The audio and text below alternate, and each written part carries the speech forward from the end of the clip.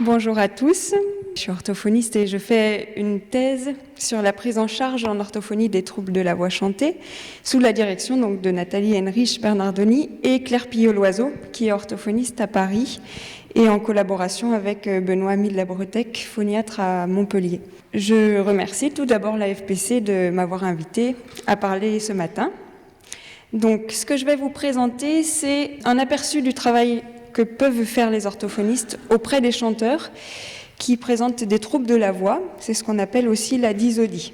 Alors, pourquoi cette présentation? Tout d'abord, plusieurs études montrent qu'il y a une méconnaissance chez les chanteurs, qu'ils soient amateurs ou professionnels, du rôle de l'orthophoniste, notamment en ce qui concerne la prévention, mais aussi concernant la prise en charge des troubles vocaux. Par ailleurs, les études soulignent un manque de partenariat entre la sphère musicale et médicale. Et enfin, les professeurs de chant, vous êtes les premiers consultés, souvent, quand il y a des problèmes de voix. Alors, je vous parlerai brièvement de la physiologie de la voix chantée en lien avec des données cliniques. On définira ce qu'est la dysodie. Je vous présenterai le parcours de soins et quelques outils qu'on utilise en orthophonie. Sur la physiologie de la voix chantée, bien sûr, les trois structures de l'appareil vocal que vous connaissez, les poumons, l'étage laryngé et les cavités de résonance. Rappelons que les différences entre voix parlée et voix chantée, elles ne sont pas anatomiques. Dans le chant, on a un allongement des voyelles, une augmentation de la dynamique au niveau des fréquences et de l'intensité, un travail du timbre qui va différer selon les esthétiques musicales dans lesquelles le chanteur se place, et enfin il y a une conscientisation de l'usage de l'instrument. Le chanteur, c'est donc quelqu'un qui maîtrise plus ou moins selon le niveau d'entraînement, mais qui maîtrise la coordination entre ces trois structures, ce qu'on appelle la coordination pneumophono-résonantielle. On commence avec l'étage respiratoire. Simplement, ce qu'on peut dire au niveau de la voix chantée, c'est que la respiration, elle doit être comme en voix parlée, costo-abdominale, mais plus ou moins élargie selon la longueur des phrases, l'intensité et la hauteur. Brièvement, on rappelle les principaux muscles inspiratoires, le diaphragme et les intercostaux externes, et les expiratoires, les intercostaux internes, la sangle abdominale, qui comprend le grand droit, les obliques et le transverse, et qui est parfois aidé par le plancher pelvien. Alors, il existe plusieurs stratégies respiratoires.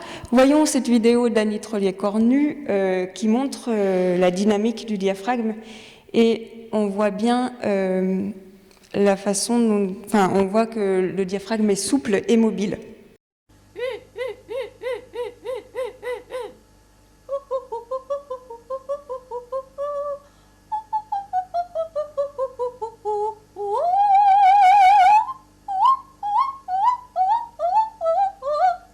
Selon les niveaux d'entraînement, notamment, on peut avoir différents groupes musculaires qui sont impliqués dans le geste respiratoire. Et une étude de Lassalle et collaborateurs montre, par exemple, que chez des chanteuses de style lyrique, chez des chanteuses qui sont professionnelles, il y a une utilisation des transverses et des obliques, contrairement aux débutantes qui utilisent les grands droits, ce qui provoque une fermeture de la cage thoracique plus importante, plus prématurée. Ensuite, entre une respiration thoracique supérieure et une respiration costo-abdominale, là aussi, ce ne sont pas les mêmes groupes musculaires qui entrent en jeu. Je vous présente à nouveau une vidéo d'Annie Trollier-Cornu. Vous allez voir tout d'abord une respiration qui est thoracique supérieure. On va voir que le diaphragme est peu mobile et qu'on voit par contre un mouvement au niveau costal qui est assez important. Et ensuite, on enchaîne sur la respiration costo-abdominale, où là, vous verrez que la mobilité du diaphragme est beaucoup plus ample. Donc, voici les coupoles du diaphragme, c'est une respiration thoracique supérieure.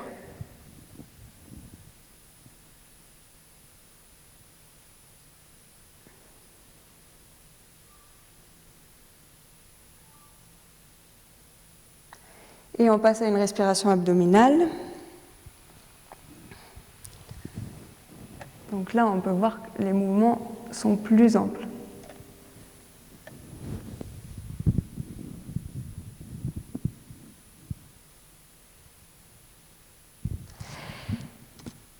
Donc, dans la respiration thoracique supérieure, on va avoir une capacité pulmonaire qui est réduite, des contractions intempestives au niveau de la zone laryngée et une limitation de la mobilité du diaphragme, contrairement à une respiration costo-abdominale où la capacité pulmonaire est adéquate.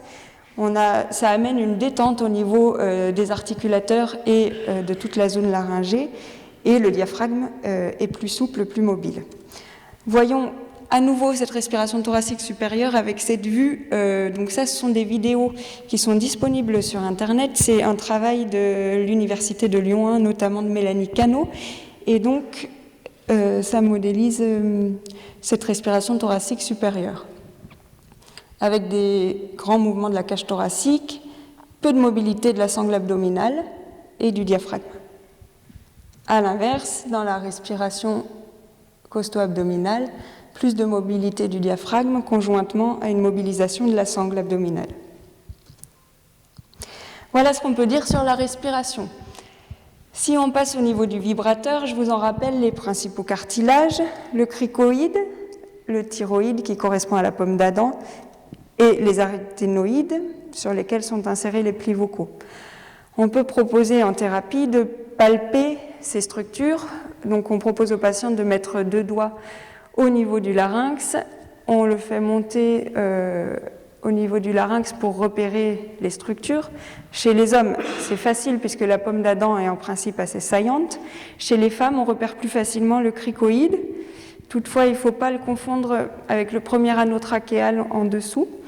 Et une fois qu'on a fait repérer ces structures, on peut proposer de faire une déglutition ou alors un sniff de cette sorte et inviter le patient à verbaliser sur ce qu'il ressent, à savoir que le larynx est mobile, il monte et il descend.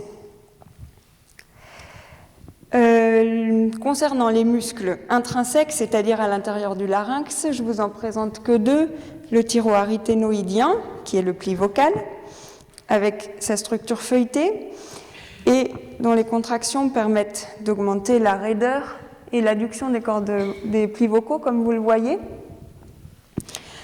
Simplement, du point de vue clinique, on peut avoir une atteinte de la mobilité des plis vocaux si on a une atteinte du nerf récurrent. Ces atteintes, c'est souvent après des chirurgies, notamment les chirurgies thyroïdiennes, qui sont assez fréquentes. Et donc, dans ce cas-là, on va avoir des voix qui ont un timbre souvent très altéré, avec du souffle et un manque de puissance. Le deuxième muscle dont je veux vous parler, c'est le muscle cricothyroïdien, qui s'insère sur cricoïde et qui rejoint thyroïde, comme on le voit sur la vidéo du haut. Et son rôle, c'est de tendre les cordes vocales. Son rôle, c'est de tendre les cordes vocales, donc c'est lui qui nous permet de faire les aigus. Ce muscle, il est innervé par un nerf qui est le laryngé supérieur. Et donc, quand ce nerf est atteint, la voix parlée, elle reste globalement correcte, mais la personne ne peut plus faire d'aigus. Donc, ce sont des dysphonies ce sont des troubles qui peuvent passer plus inaperçus que les paralysies récurrentielles. L'action musculaire, au niveau des muscles intrinsèques, elle varie selon l'utilisation des mécanismes qui sont au nombre de 4. Je ne vais pas tous les détailler, mais simplement rappeler que les 2 principaux sont le mécanisme 1, qui nous permet de faire les notes graves. Et dans ce mécanisme, dans cette configuration, les plis vocaux sont épais et courts et vibrent de façon assez lente, alors que le mécanisme 2 qu'on utilise pour l'aigu, dans ce mécanisme, les plis sont plus étirés, plus fins, et les vibrations plus rapides. C'est donc dans ce mécanisme 2, pour les aigus, qu'on aura le moins de marge de manœuvre, et donc que les difficultés apparaîtront plus facilement, puisque la mécanique musculaire est plus fine. Il y a une zone de recouvrement entre ces 2 mécanismes. cette zone de recouvrement, elle est commune aux deux sexes. Et selon les styles de chant, on va choisir soit de la masquer, soit au contraire d'accentuer ces oppositions, comme dans le yodel par exemple. Concernant le larynx et les muscles extrinsèques, c'est-à-dire les muscles qui sont à l'extérieur du larynx, simplement ce qu'on peut en dire du point de vue clinique, c'est que le larynx, il est interdépendant des structures qui sont au-dessus et en dessous. Donc, puisqu'il est relié par le biais de l'osioïde, qui est un os qui n'a pas d'attache osseuse, donc qui bouge avec le larynx. Donc le larynx, il est suspendu par le biais de cet os à la mâchoire, au crâne, et il est interdépendant aussi avec la langue, et au niveau inférieur avec la ceinture scapulaire et les côtes. Donc, ce qui veut dire que dès lors qu'on a des tensions au niveau de la mandibule ou de la base de langue, ça va induire des restrictions de mobilité, notamment au niveau du larynx. Concernant le troisième étage de l'appareil, les cavités de résonance, je vous rappelle qu'il s'agit de la cavité buccale, nasale et du pharynx principalement. Et ce sont les articulateurs qui font varier la forme de ces cavités. Les articulateurs, à savoir la langue, la mâchoire, le voile du palais, les lèvres et le larynx. Donc, le rôle de ces articulateurs, c'est bien sûr de nous permettre de produire les consonnes, les voyelles. Je vous ai remis ici le triangle vocalique, que je pense que vous connaissez. Les cavités de résonance permettent aussi de travailler le timbre, et selon les styles de chant, on va privilégier tel ou tel aspect. Par exemple, dans la chanson, on va privilégier le texte au détriment de la portée. Dans le chant lyrique, on va privilégier la portée et notamment la couverture du son. Alors, je vous montre des images qui sont en IRM et on voit la modification des articulateurs en temps réel. Komm lieber Mai und mache die Bäume wieder grün und lass mir an dem Bache die kleinen Veilchen blühen. Wie möchte ich doch so gerne ein Veilchen wiedersehen. Ach lieber Mai, wie gerne einmal spazieren gehen. Voilà ce qu'on peut dire sur la physiologie. Donc on voit que le chant met parfois l'instrument dans des conditions extrêmes et ça peut provoquer des dysfonctionnements. Alors, quand il y a un trouble de la voix parlée, on utilise le terme de dysphonie et quand il s'agit d'un trouble de la voix chantée, on parle de dysodie. La dysodie, ça désigne donc une perte des habiletés vocales chantées et ou parlées. Ça peut être associé ou non à des lésions sur les plis vocaux.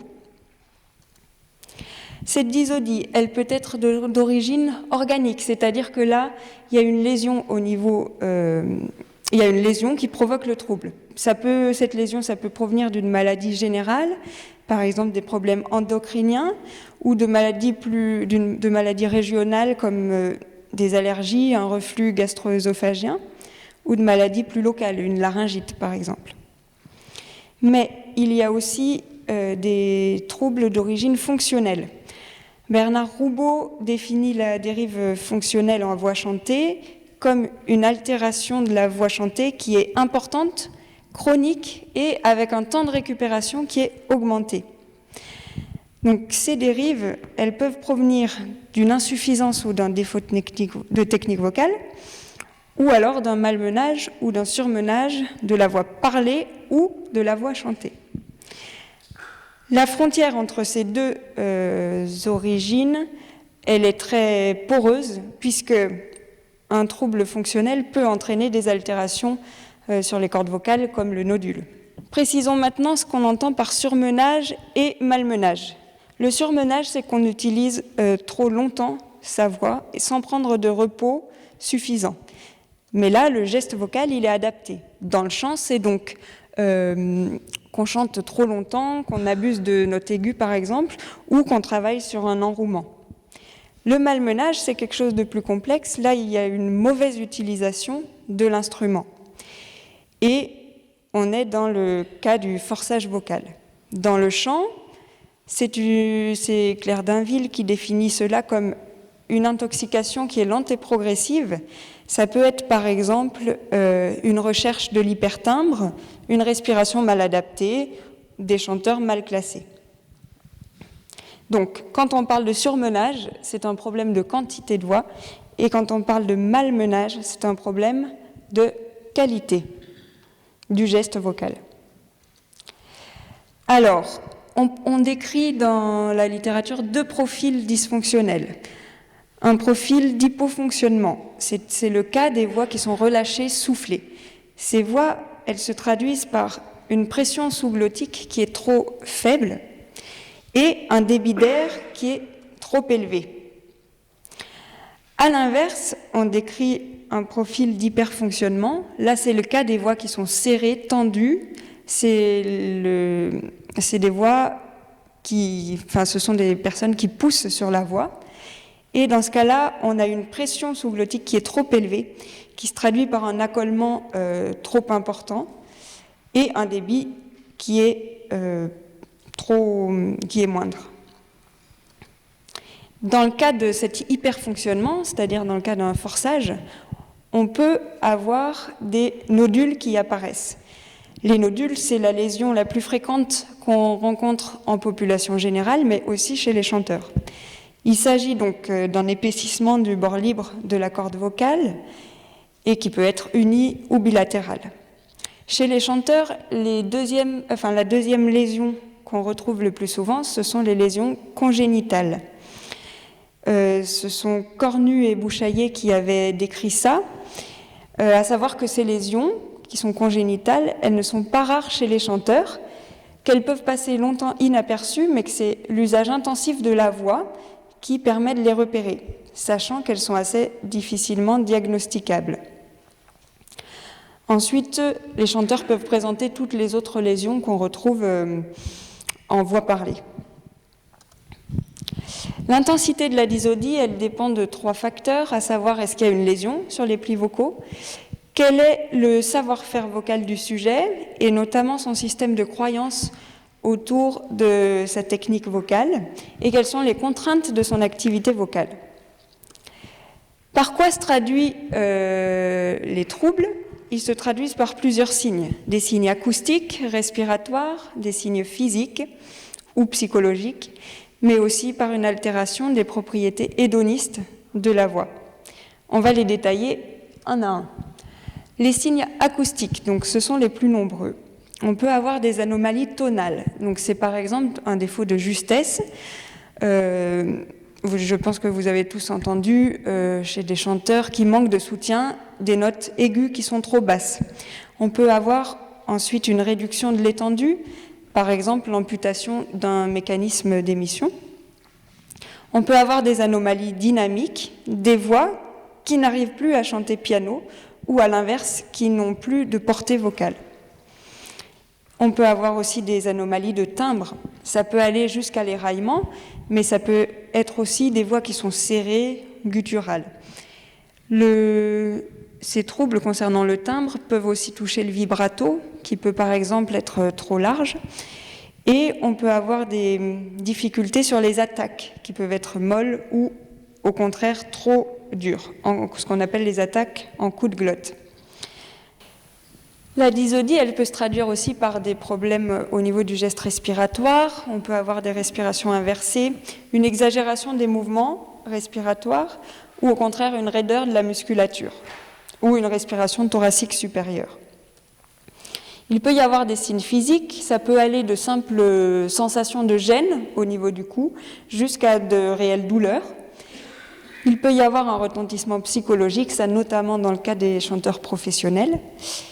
Et enfin, on peut avoir une altération des propriétés hédonistes. Qu'est-ce que l'on entend par propriété hédoniste ? C'est une réduction du confort vocal, de l'endurance et aussi de la musicalité.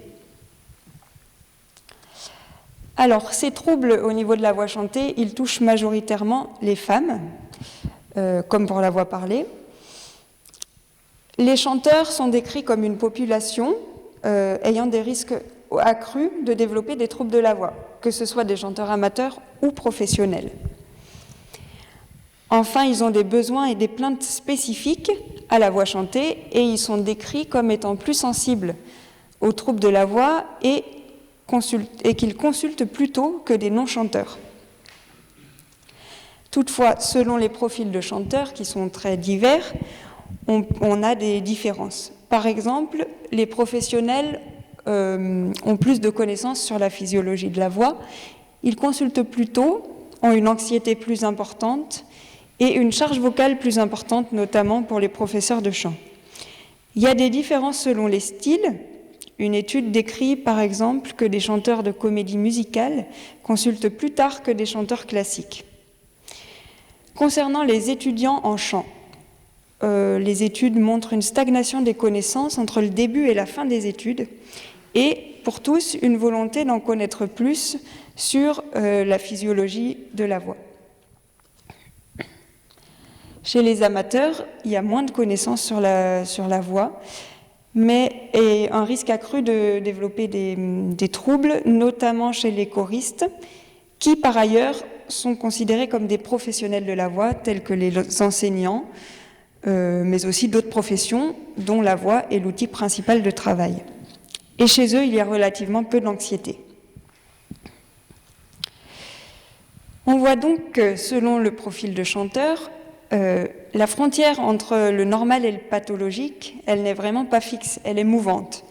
En effet, une particularité au niveau du timbre, ça peut constituer la signature vocale d'un chanteur dans un style donné, mais pour un autre chanteur dans un autre style, cette même particularité peut être très gênante. Ainsi, Ormezzano précise qu'à pathologie égale, la plainte, elle peut être présentée de façon fort diverse. Je vous présente maintenant le parcours de soins. Donc, dès qu'un trouble est repéré, il faut procéder à un examen laryngé auprès d'un ORL spécialisé ou d'un phoniatre qui va établir un diagnostic. Ce dernier va ensuite orienter sur un traitement médical, par exemple en cas de reflux gastro-œsophagien, sur une chirurgie, mais dans le cas des chanteurs, elle sera prescrite avec précaution. Et cette chirurgie, elle sera toujours précédée et suivie d'une rééducation orthophonique. Et enfin, le médecin peut prescrire une rééducation orthophonique. Cette rééducation, elle commence toujours par un bilan vocal. Je vais vous présenter ce qu'on propose au niveau du bilan. Le bilan, on dit qu'il doit être multiparamétrique, c'est-à-dire qu'on va combiner plusieurs approches. Le bilan qu'on fait, il va porter sur la voix parlée et sur la voix chantée. On recueille d'abord la plainte du patient, on fait le point sur son état de santé et sur sa biographie vocale. Quel style il chante, quel niveau il a, depuis combien de temps il chante et quelle est sa connaissance de la voix. On va ensuite proposer des questionnaires qui nous permettent de mesurer l'impact de la gêne du trouble au quotidien. On a des questionnaires pour la voix parlée et pour la voix chantée. Voici un exemple d'un questionnaire pour la voix chantée. On a une liste de questions, par exemple, une liste de phrases. Par exemple, j'ai des difficultés à passer d'un registre à l'autre, ou alors je suis anxieux à l'idée de devoir chanter. Le patient doit cocher si cela lui arrive jamais, parfois, presque toujours ou toujours. On a ensuite un score, et plus le score est élevé, plus la gêne est élevée. On propose ensuite des mesures subjectives. Là, c'est le praticien qui va évaluer à l'oreille le timbre de la voix parlée et aussi de la voix chantée, et plus globalement le geste vocal et la posture. On va également utiliser des mesures instrumentales qui vont nous permettre de recueillir la fréquence fondamentale, l'étendue. On peut proposer un phonétogramme. On va aussi calculer le temps maximum de phonation et utiliser certains indices. Par exemple, le HNR, c'est le rapport harmonique sur bruit. C'est un indice qui nous permet de quantifier le bruit qui est présent sur la voix. On peut aussi, en milieu hospitalier, recueillir des mesures de pression sous-glottique et de débit d'air oral au moyen de l'appareil que vous voyez ici en photo. Alors, ce n'est pas très écologique de chanter dans un masque, mais ça se fait. On demande au patient de coller sa bouche au niveau du masque et il a un petit tuyau qui arrive dans la bouche. Ça, c'est pour recueillir la pression. Et on va lui demander d'effectuer une série de pa, pa, pa, pa, pa. Et donc, lorsque la bouche se referme sur le tuyau, c'est à ce moment-là qu'on évalue indirectement la pression sous-glottique. Une fois que ce bilan est fait, on va établir un projet thérapeutique qui est individualisé, qui dépend de chaque cas particulier. Et ce projet, il est établi à partir du diagnostic, à partir des difficultés qu'on a repérées lors du bilan, à partir du profil du chanteur, mais aussi de ses objectifs et de son investissement. Je vous présente l'exemple du projet thérapeutique d'une chanteuse en musique actuelle, c'est celle que vous avez entendue précédemment, qui avait des difficultés au niveau du mécanisme 2 et qui présentait un kyste au niveau du pli vocal droit.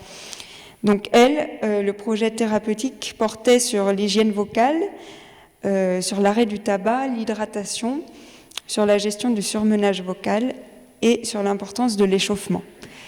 Le projet thérapeutique portait ensuite sur la pose de la voix et la diminution du forçage vocal et aussi sur l'acquisition d'une respiration thoraco-abdominale. En ce qui concerne la thérapie, l'orthophoniste a tout d'abord un rôle de prévention. La prévention, donc ça consiste à éviter l'apparition, le développement ou l'aggravation d'un trouble vocal. Cette prévention, donc, elle est de 3 types, soit primaire, c'est-à-dire avant que le trouble ne se développe, soit secondaire, c'est-à-dire au niveau du diagnostic précoce, au moment où le trouble apparaît, ou alors tertiaire. Là, c'est que le trouble est installé, mais on limite l'aggravation et les risques de récidive. L'objectif de la thérapie vocale, c'est d'enlever ou de compenser les limitations de la voix en proposant un geste vocal qui soit plus économique et de façon à redonner à la voix sa puissance, son étendue et son expressivité. Le but de la thérapie, c'est aussi la disparition ou la diminution des lésions. Globalement, la durée moyenne des thérapies, c'est environ 10 semaines. Et la thérapie vocale, elle ne se conçoit pas sans un entraînement quotidien du patient, puisqu'on va lui proposer un catalogue d'exercices. Alors, quelles techniques on utilise avec les chanteurs ? Il n'y a pas de technique spécifique aux chanteurs, ce sont les mêmes que l'on utilise pour la voix parlée. On utilise tout d'abord des aides techniques, des thérapies indirectes que l'on allie avec des thérapies directes. Je vous présente tout d'abord les aides techniques. Il s'agit de proposer l'utilisation de micros, notamment en cas de surmenage vocal ou de malmenage. Voici l'exemple, cette fois-ci, d'une étudiante en chant, qui est étudiante là de style lyrique en conservatoire, qui a 19 ans et qui est aussi chef de chœur. Elle a présenté un forçage vocal débutant, avec une fatigabilité notamment en voix parlée. Elle présentait un petit angiome du bord libre qui était en train de se résorber. Dans le projet thérapeutique, on a proposé l'utilisation d'un micro pour les répétitions avec ses chœurs. Donc l'utilisation de ce micro, on a parfois des réticences, mais on précise bien qu'elle peut être temporaire. Et après, c'est au chanteur de savoir quand est-ce qu'il est en situation fragile sur le plan vocal et quand est-ce qu'il a besoin de l'utiliser ou non. Ensuite, on propose des thérapies indirectes et directes. Qu'est-ce que désignent les thérapies indirectes ? Ça désigne tous les conseils qu'on va donner au chanteur pour l'encourager à modifier son geste. C'est tous les conseils qui concernent l'hygiène vocale, la connaissance de la voix et la gestion du forçage.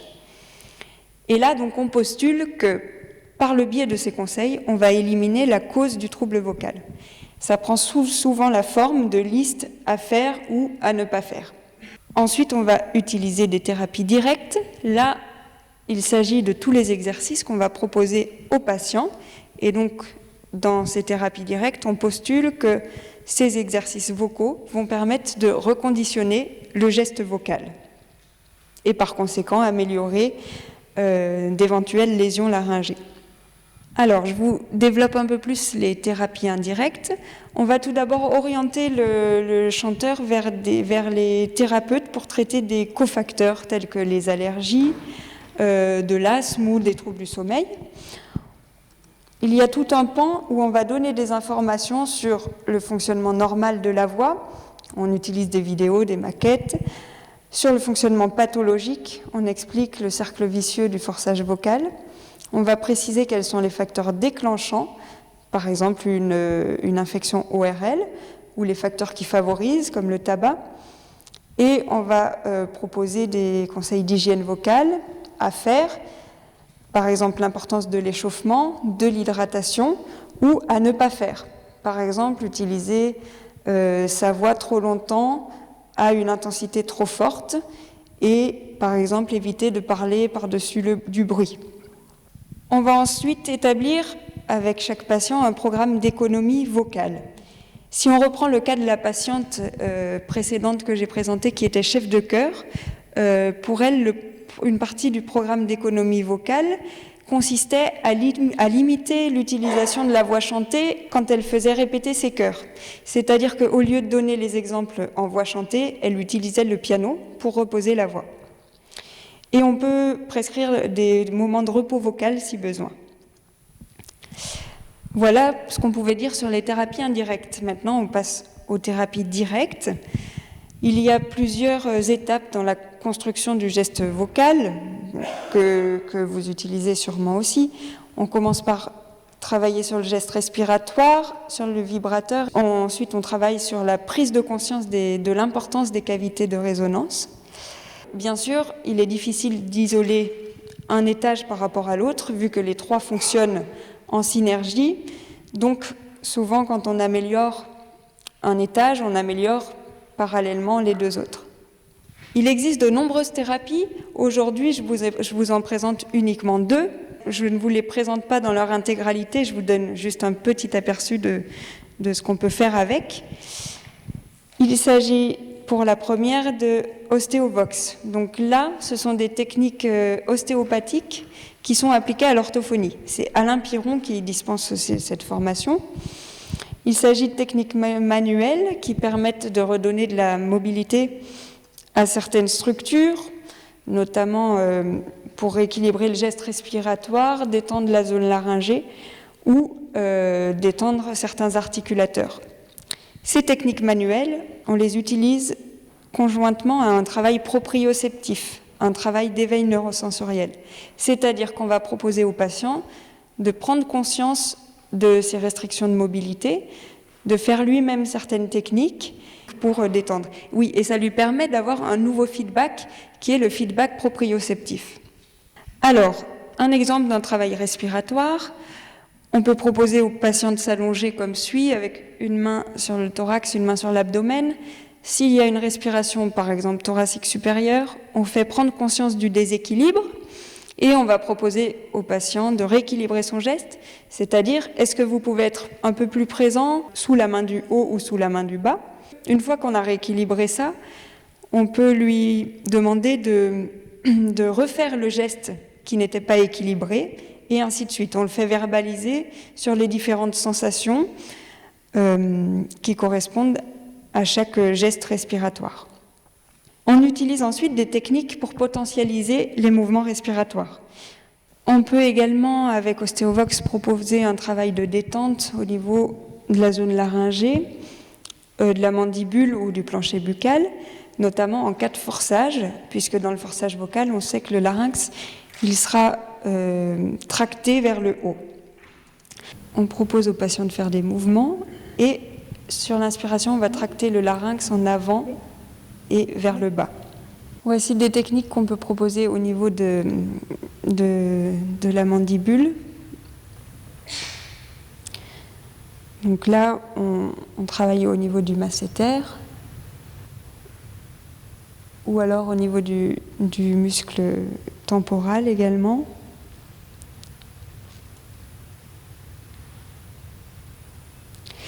Voilà, donc voilà un aperçu de ce qu'on peut faire avec cette méthode de travail. La deuxième technique que je veux vous présenter, elle est issue des exercices qu'on dit en semi-occlusion. Ces exercices, ça concerne les trilles, les consonnes nasales fricatives ou les tubes ou les pailles. Donc ce sont des exercices qui en pédagogie vocale sont utilisés depuis fort longtemps. Et depuis de nombreuses années maintenant, les études s'y intéressent et ont montré que ces exercices favorisent l'adduction, améliorent certains paramètres aérodynamiques comme la pression ou le débit, ont des effets sur le plan acoustique, au niveau également du confort vocal et permettent un élargissement du tractus. Le principe, c'est que quand on ajoute une occlusion à la sortie du tractus, on permet d'augmenter la pression intrabuccale. Cette augmentation de la pression intrabuccale crée une sorte d'airbag sur les cordes vocales et donc on peut avoir une vibration des cordes vocales qui est protectrice. Donc on ne risque plus d'être en forçage dans ces conditions. Plusieurs techniques sont nées autour de ces exercices, dont celle de la rééducation à la paille de Benoît-Ami de la Bretèque. Ce qui est intéressant dans ce genre de rééducation, c'est la progression des exercices qui est proposée, puisqu'on va partir de résistances fortes pour aller vers des résistances plus faibles. Les résistances fortes, on va les obtenir à l'aide de la paille, notamment la paille fine ou la paille pincée. Et une fois que le patient il a acquis un geste adéquat avec ses sons intérieurs, on va passer à des résistances plus faibles qu'on peut avoir avec les consonnes nasales ou les constrictives. Et de la même façon, une fois que le geste est maîtrisé sur ces consonnes constrictives ou nasales, sur ces sons intermédiaires, on va ouvrir sur les voyelles. Et donc là, pouvoir travailler sur les voyelles. Comment on passe entre ces résistances fortes et faibles?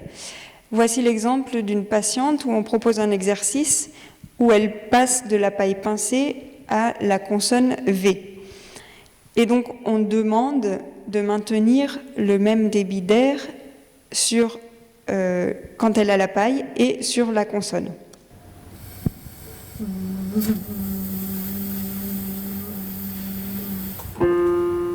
Maintenant, on fait la même chose avec la paille pincée. Et on va enchaîner sur la vocalise.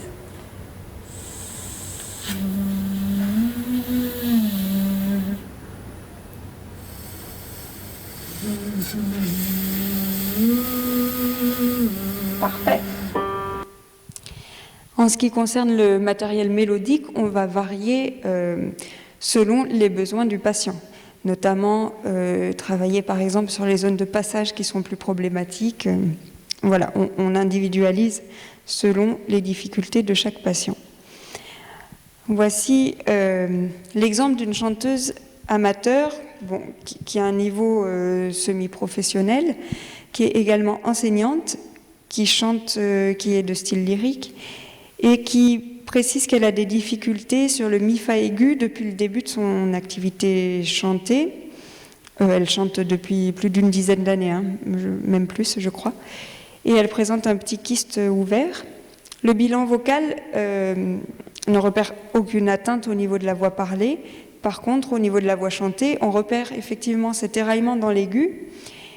Et globalement, le geste vocal est assez forcé, c'est-à-dire que dès qu'elle fait une vocalise, c'est toujours sur des sons forts et toujours assez timbré.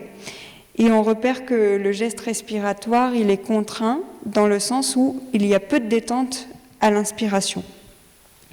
Donc avec cette patiente, on va travailler tout d'abord avec des résistances fortes sur cette zone de passage notamment, mais aussi sur le reste de la tessiture pour limiter le forçage, mais surtout sur cette zone de passage. Une fois qu'elle aura acquis un geste vocal qui est moins forcé, avec des résistances fortes, on ouvrira sur des fricatives ou sur des nasales pour ensuite aller vers des vocalises sur des voyelles. Voilà, donc j'espère que cette présentation a pu vous donner un aperçu du travail qu'on peut faire auprès des chanteurs. Je vous rappelle que la rééducation, elle ne commence jamais sans un examen laryngé, que le projet thérapeutique, il est individualisé et que nous avons un rôle de prévention. Les outils qu'on utilise Ce sont à la fois des aides techniques, des thérapies indirectes ou directes. Aujourd'hui, je vous ai parlé de 2 techniques, mais bien sûr, ce ne sont pas les seules. Et il y en a beaucoup. On peut également, nous, inventer des exercices au fil de la rééducation en se basant sur les connaissances qu'on a au niveau de la physiologie, de la linguistique et de l'acoustique. Et voilà, l'utilisation de telle ou telle technique dépend aussi de la sensibilité de chaque thérapeute. Enfin, comme Bernard Roubaud le rappelle, le but de la rééducation, ce n'est pas de maîtriser les outils, mais bel et bien de parvenir aux objectifs qu'on s'est fixés avec le patient, à savoir retrouver une voix qui soit libre et expressive. Et enfin, je voudrais souligner l'importance du lien qui est nécessaire entre les différents professionnels de la voix et notamment avec les professeurs de chant, avec qui les échanges sont précieux pour pouvoir répondre au mieux aux difficultés du patient. Voilà, je vous remercie pour votre attention.